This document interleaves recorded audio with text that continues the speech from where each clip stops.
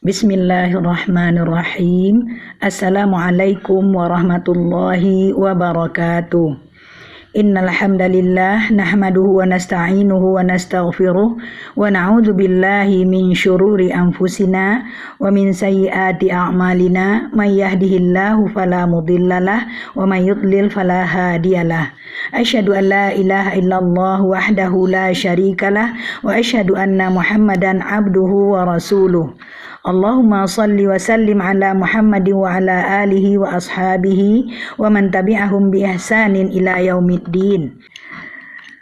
Puji dan syukur kita ucapkan kepada Allah Subhanahu wa taala atas nikmat dan karunia-Nya yang tak terhingga kepada kita. Semoga Allah selalu menjadikan kita hamba-hambanya yang pandai bersyukur. Salawat dan salam kita sampaikan kepada Nabi Muhammad sallallahu alaihi wasallam. Allahumma salli ala Muhammad wa ala ali Muhammad. Ibu-ibu peserta tahsin yang semoga senantiasa dirahmati oleh Allah Subhanahu wa taala. Pada pertemuan yang lalu, kita sudah sampai pada makhraj yang ke-8 dan yang ke-9 dari 10 makhraj yang ada di lisan, yaitu makhraj dari huruf po, dal dan ta serta makhraj dari huruf shad, sin dan zai. Sekarang kita lanjutkan lagi dengan makhraj yang terakhir yang ada di lisan, yaitu makhraj yang ke-10. Makhraj yang ke-10 ini adalah tempat keluar dari huruf-huruf dha, tha dan zal. Ketiga huruf ini keluar dari satu makhraj, yaitu ujung lidah bertemu dengan ujung gigi seri atas.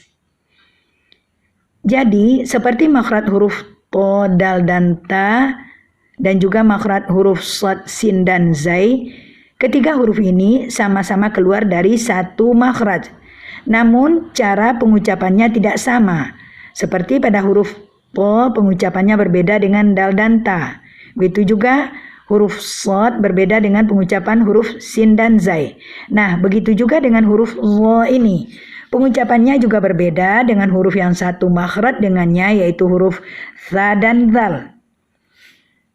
Ini semua adalah karena perbedaan sifat dari huruf-huruf po, shad dan dha ini, di mana ketiga huruf ini mempunyai sifat isti'la atau sifat tebal.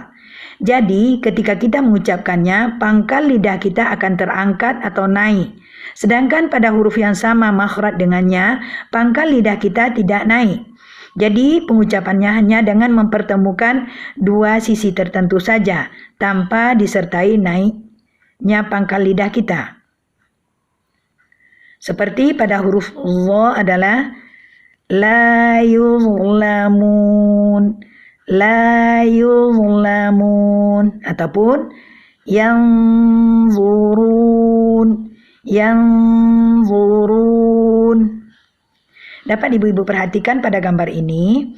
Gambar sebelah kanan nampak jelas ujung lidah kita bertemu dengan ujung gigi seri atas dan disertai dengan naiknya pangkal lidah atau pangkal lidah kita terangkat.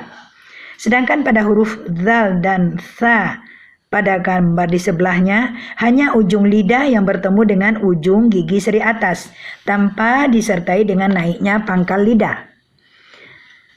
Dan pada pengucapan huruf tha ini juga ada sedikit perbedaan, yaitu pengucapannya dengan mempertemukan ujung lidah dengan ujung gigi seri atas disertai dengan aliran nafas, ya, seperti tha, thi, thu, ath, ya. Tha, thi, thu, ath, atha, athi, uthu, ya.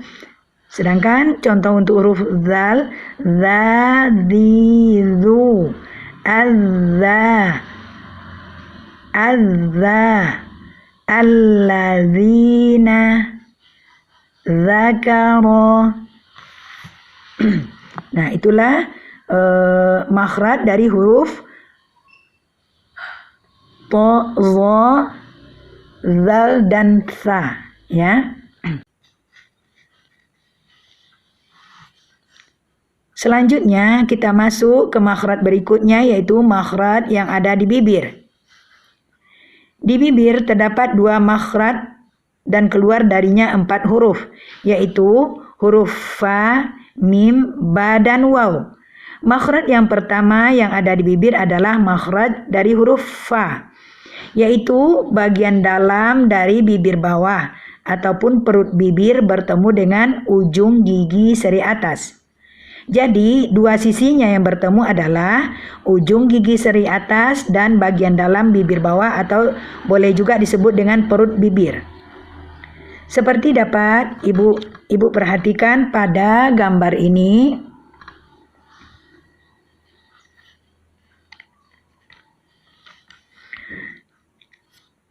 Terlihat di sini ujung gigi seri atas bertemu dengan perut bibir bawah.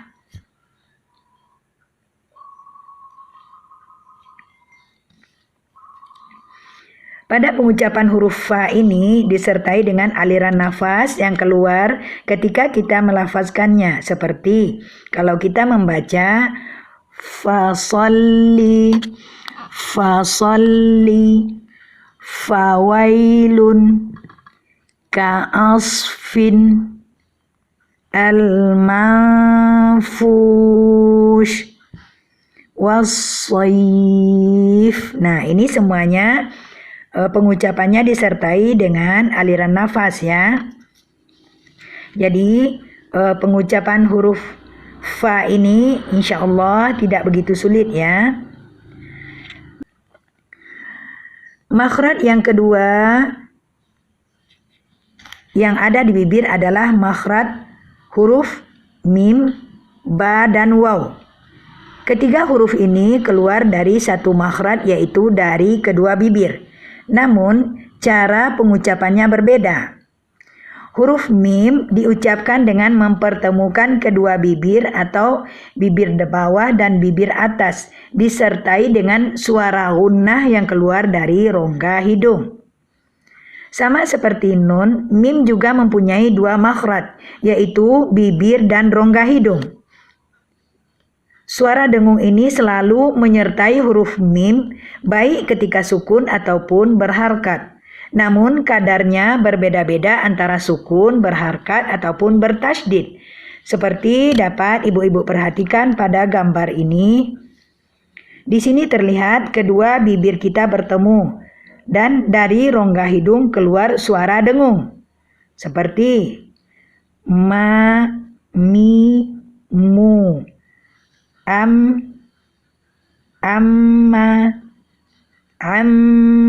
yatasaalun, ataupun fa ummuhu.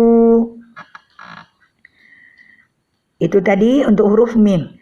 Sedangkan pada huruf ba, cara pengucapannya adalah dengan mempertemukan kedua bibir dengan rapat dan kuat, dibandingkan dengan ketika kita mempertemukan bibir kita dikala mengucapkan huruf mim. Namun, huruf ba ini tidak disertai dengan dengung. Dapat di sini ibu-ibu perhatikan pada gambar pengucapannya hanya dengan mempertemukan kedua bibir saja.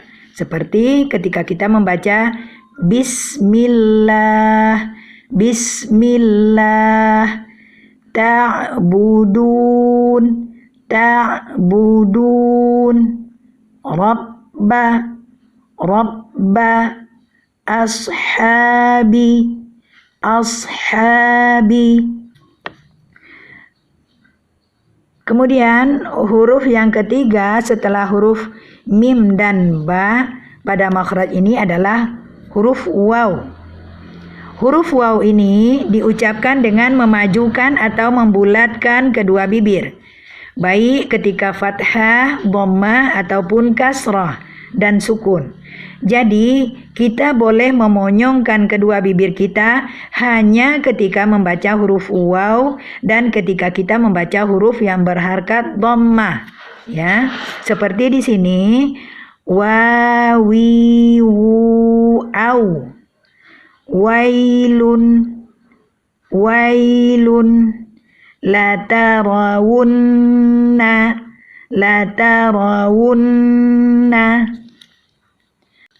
Sekarang kita lanjutkan dengan makhraj yang kelima atau yang terakhir dari pembagian makharijul huruf secara umum, yaitu al-khayshum.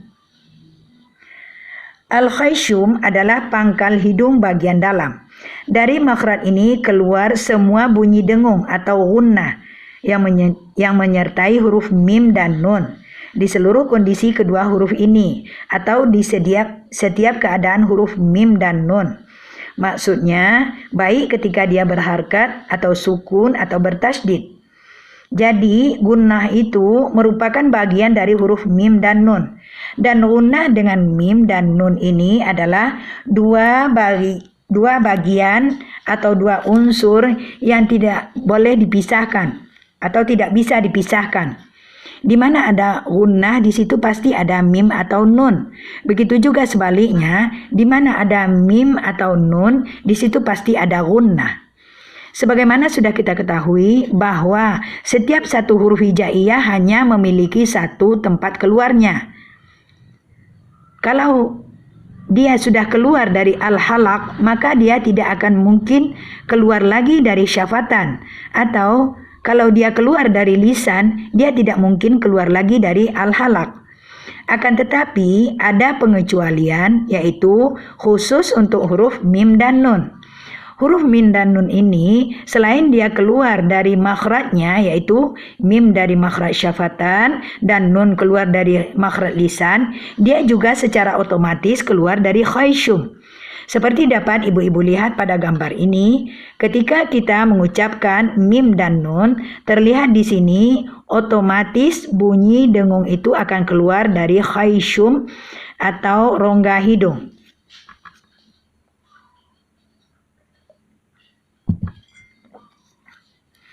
Jadi dapat kita pahami bahwa segala sesuatu yang bersifat dengung maka dia adalah keluarnya dari al-khayshum. Contoh, ketika kita membaca may yasha sami'un basir min ju' fa ummuhu inna tarmihim bihijaratin alaihim muqsadah. Kesimpulannya, khayshum adalah sifat yang memiliki dengung atau gunnah saja. Dan huruf mim dan nun secara otomatis dia masuk ke khayshum. Itulah mengenai makhraj terakhir dari pembagian makhraj secara umum, yaitu al-khayshum. Alhamdulillah ibu-ibu semua, untuk pembahasan makharijul huruf ini 5 makharijul huruf secara umum sudah kita bahas dan sudah kita bahas juga secara rinci, yaitu 17 makharijul huruf. Mudah-mudahan semua yang telah Umi sampaikan ini dapat bermanfaat dan dapat ibu-ibu latih di rumah membacanya, terutama mengenai bab makharijul huruf ini. Karena bab makharijul huruf ini merupakan inti dari ilmu tajwid. Karena tajwid adalah ikhraju harfin min makhrajihi, yaitu tajwid itu adalah mengeluarkan huruf dari makhrajnya. Semoga ibu-ibu dapat melatihnya di rumah nanti sesuai dengan apa-apa yang sudah kita pelajari. Baiklah ibu-ibu semua, sampai di sini dulu pelajaran kita pada hari ini. Umi mohon maaf jika ada kesalahan. Assalamualaikum warahmatullahi wabarakatuh.